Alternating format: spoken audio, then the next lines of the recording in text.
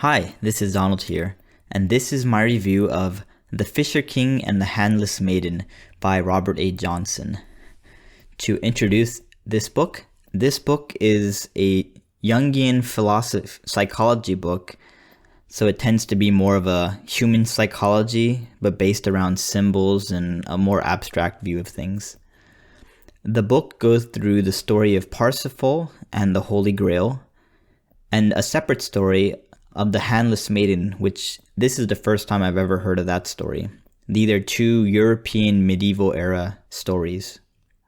Johnson attempts to explain how many people in our modern day society, both men and women, have a what he calls a wounded feeling function, which is the ability to feel and experience joy, worth, happiness, calmness, meaning.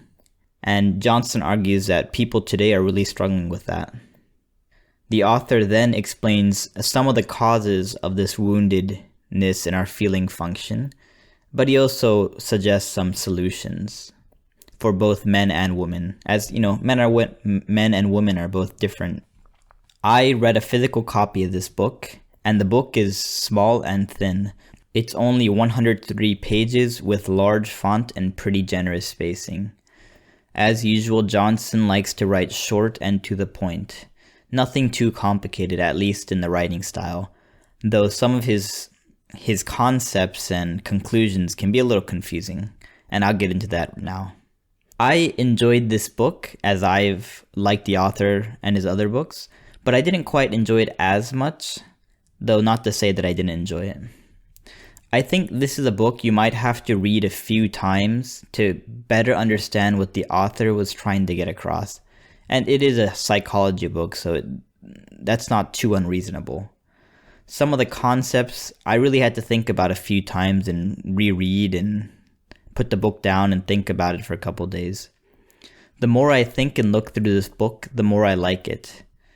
That being said, maybe on your first read, you won't be as crazy about this book, but I just want people to know that maybe that's okay for this book. It might take multiple readings to really appreciate what's being said. I do wish that the final guidance was a little bit more straightforward, because sometimes in the talk of symbols and interpretations and different fictional characters, the actual practical advice can be a little bit muddy and a little bit unclear.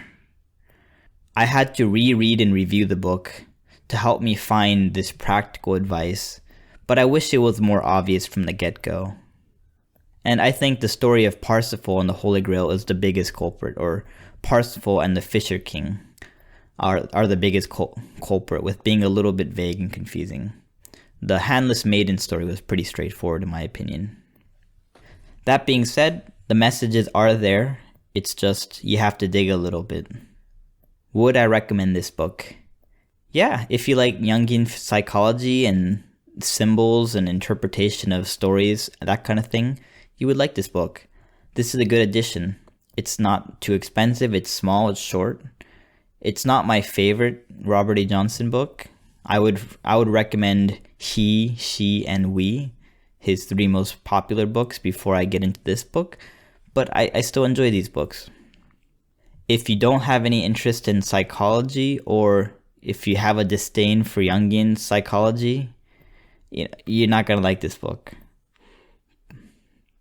And that concludes my review and opinion on The Fisher King and the Handless Maiden. Let me know what you think in the comments below. Thanks.